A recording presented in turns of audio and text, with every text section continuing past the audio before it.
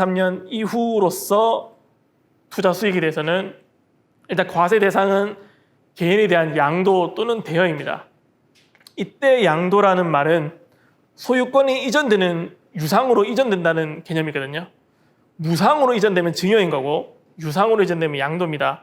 그래서 교환 같은 경우에도 본인의 가상자산이 소유권이 이전되고 유상으로서 다른 가상자산으로 받기 때문에 그것도 양도의 개념이 만족이 되고, 아니면 쇼핑몰 결제도 이것도 물건을 내가 옷 같은 것들을 받고 그에 대한 대가로 코인을 소유권 이전해 주는 거기 때문에 양도의 개념이 되는 것이죠. 그다음 대여 같은 경우도 여러 의미가 있는데 스테이킹이나 아니면은 하드포크를 그냥 대여라고도 볼 수 있고, 왜냐면은 실질과세 형태와 무관하고 그게 실질에 따라서 세금은 부과를 하는 거기 때문에 대여의 개념이 만족이 되는 것들은 다 대여에 대한 소득으로 보거든요. 그래서 언론이나 아니면은 재단에서 이게 스테이킹이다라고 하면서 주는 경우가 있는데, 그 경우가 대여의 개념, 예를 들어서 원본을 그대로 다시 빌려주는 대가로서 받는 거라고 하면은 그거는 대여의 개념으로 내년부터 과세가 될 수 있는 거죠. 그 다음 가상자산 발행 사업. 이거는 일단은 사업 활동이거든요. 발행 사업은 본인이 개발자를 고용을 해서 새로운 것들을 만들든 아니면은 채굴을 하든 그런 것들은 없는 것들을 최초로 탄생시키는 거기 때문에 약간 투자와는 다른 개념으로 봅니다. 그래서 이것들은 사업 활동으로 보아 사업 소득으로 분류가 되고요. 그렇게 과세할 수 있는 법적인 근거나 업종도 다 분류를 해놨어요. 블록체인 관련된 매매 또는 중개업, 아니면은 노드 제공하는 업종 같은 경우에도 블록체인 관련된 데이터베이스 제공업, 이렇게 다 세부적으로 다 분류를 해놨기 때문에 과세될 명분이나 근거는 있습니다. 그런데 실무적으로는 아직 잘 과세가 되지 않는 것 같아요. 왜냐하면은 아직 세무조사관, 국세청 직원분들도 코인을 양도를 하면은 개인이면은 무조건 비과세라는 개념이 있고, 더 이상 세부적으로 그거를 추적하거나 그러지 않기 때문에 본인이 집에서 컴퓨터를 많이 사거나 아니면 공장을 임차하는 그런 유무는 진짜 확실하게 드러나지 않는 이상은 문제 삼지 않는 것 같습니다.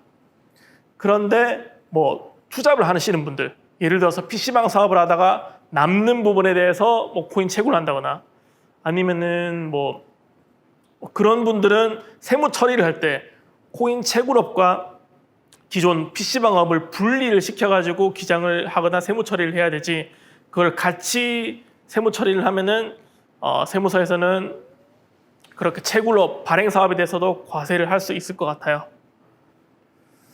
이제 23년 이후에는 과세가 된 이후에는 필요경비 부분에서 차이가 나는데,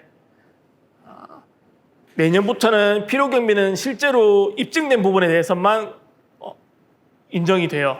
그래서 예를 들어서 사업자 등록을 하지 않는 경우에는 저희 그냥 20%로 일반적인 계산법으로 과세가 되는데, 사업자 등록을 만약에 한다고 하면은 채굴했는데 발생되는 컴퓨터 아니면은 전기료, 임차료 이런 것들도 다 광범위하게 인정을 받을 수 있겠지만, 대신 세율은 사업소득에 대한 종합소득세율로 과세가 되기 때문에 금액에 따라서 뭐가 유리할지는 그거는 구체적인 금액에 따라서 계산을 해봐야지 알 것 같고요.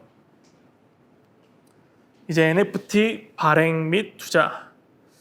22년 이전에도 일단 NFT는 이걸 뭘로 보아서 과세를 할 건지 그런 것들을 당국이나 아니면 전문가들도 이견이 여러 개로 나뉘는데, 제 생각에는 좀 보수적으로 바라보면은 NFT도 그냥 기존 형태의 그냥 블록체인만 입힌 장부만 입힌 형태니까 그거를 기존 형태, 예를 들어서 미술품이라고 하면 미술품에 대한 세금으로 적용하는 게 보수적으로 맞는 것 같아요. 다른 변호사분이나 아니면 해외에서도 대강 그렇게 하는 것 같고요. 그런데 이거를 가상자산으로 봐도 그거는 좀 공격적인 방법이겠죠.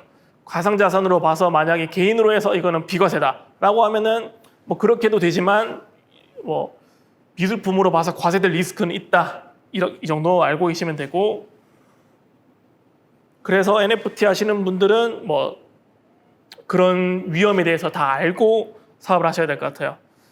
만약에 그래서 가상자산으로 본다고 하면은 22년 이전에는 과세가 안 되겠고 23년 이후에부터야 과세가 되겠고요. 근데 미술품으로 이게 만약에 보겠다, 그러니까 실질 과세에 따라서 그러면은 뭐 10년 전이든 5년 전이든 법으로 해도 NFT를 판매해서 얻는 수익은 과세가 될 것으로 생각합니다. 마지막으로 해외 금융계좌 신고. 해외 금융계좌 신고는 기존에는 해외 그 금융재산을 가지고 있는 경우 탈세를 막기 위해서 세무서에 매월 6월에 신고해라는 그런 제도인데, 이거를 이제 올해부터는 가상자산에도 적용이 됐어요. 이게 그러니까 다 같이 23년에 25년에 이게 유예가 됐으면 좋겠는데 딱 요 규정만 여전히 22년부터 적용이 되는 것이라서 좀 고래분들은 요거를 주의하실 수 있습니다. 그래서 신고해야 되는 대상은 매월 말일 잔액에 시가를 곱해는 게 워낙 5억 원이 하루라도 초과한 적이 있다고 하면은 세무서에 신고를 해야 되고요. 기준은 뭐 해외 거래소 아니면 해외 지갑 사이트, 그러니까 뭐 메타마스크나 아니면 뭐 바이낸스 등 그런 곳에 놔뒀으면은 신고를 해야 되는 게 원칙이고, 신고를 하지 않았다고 하면 과태료가 발생되고요. 근데 여기 대해서 뭐 올해까지는 세무서에서 잘 모를 수가 있겠는데, 근데 뭐 혹시나 몇 년 뒤에 세무조사가 나왔고 그 금액이 좀 커진다고 하면은 22년에 분명히 5억 이상 보유한 적이 있는데 뭐 신고한 내역이 없다고 하면은 세무서에서 문제 삼을 수 있겠죠. 이때 왜 해외 금융계좌 신고를 안 하셨냐고. 안 될 수도 있는데 이게 세무서에서 뭐 공격할 포인트를 하나라도 주면 안 되니까. 그래서 내년 이후에도 물론 이 규정이 적용이 되고요.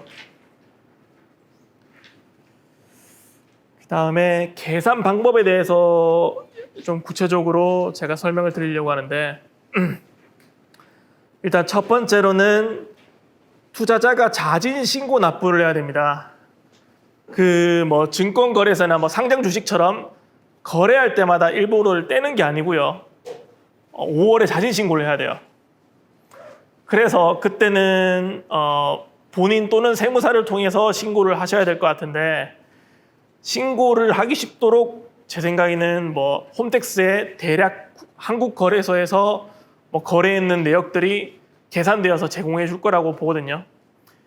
왜냐하면 한국 그 가상자산 사업자 라이센스를 땄는 국내 거래소에서 세무서에 뭐 개인에 대한 거래 내역을 3개월마다 제공을 해요.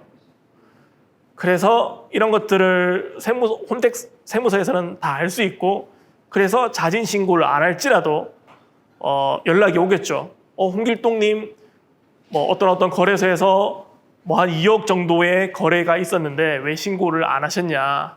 그러면 신고를 하셔라.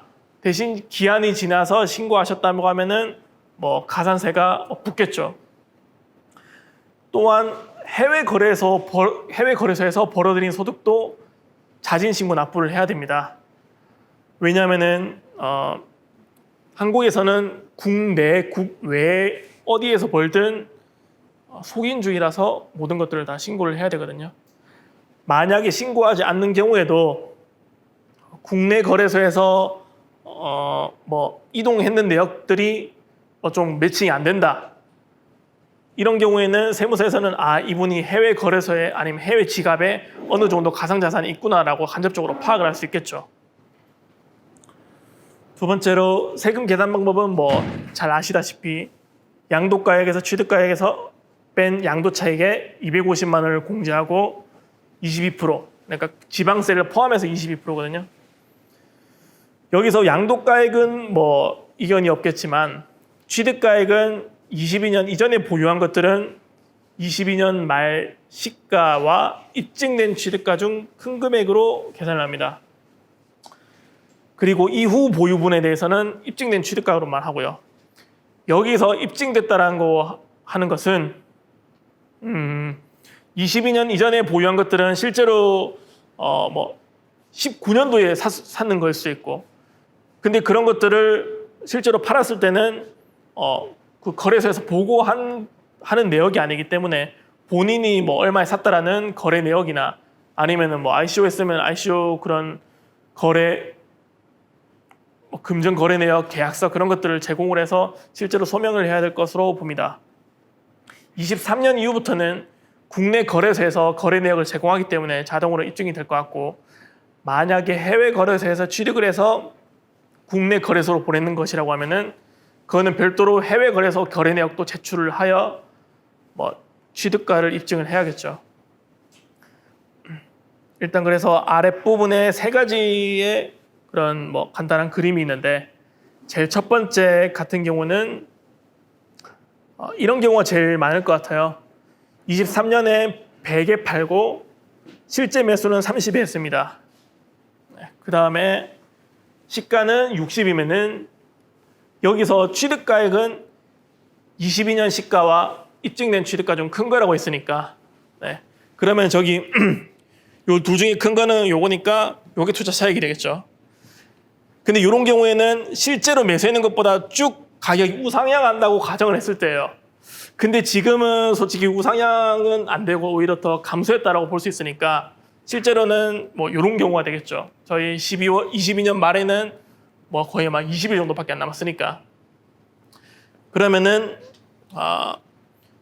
입증을 못하면은 요때 시가와 요때 시가가는 70으로 과세될 리스크가 있으니까 요거를 입증을 해야겠죠. 그래서 22년이든 아니면 몇 년 전에 실제로 그 매수했는 내역을 가지고 세무서에 실제로 제가 60에 샀습니다 라고 소명을 해야지 억울하게 과세되지 않을 수가 있고요. 근데 다른 분들 예를 들어서 재단에 일하신 분들은 매수가 아니라 용역 대금으로 받은 경우가 있을 수가 있어요. 이런 경우에는 실제로 매수한 그런 내역이 없기 때문에 요 0부터 60까지는 이 당시로 사업소득으로 신고를 했었어야 됐습니다. 근데 만약에 신고를 안 했다라고 하면은 24년에 팔 때 취득가액을 증명하지 못하기 때문에 0에서 100까지 전체를 다 투자 차익으로 20%로 과세가 되겠죠. 그래서 요게 금액대가 6천만 원이 될지 6억이 될지 모르겠지만 어떤 게 유리한지에 따라서 투자자분들이 액션을 취하실 것 같은데, 원칙은 용역대금으로 받은 것도 이렇게 사업소득으로 신고하셔야 된다는 거.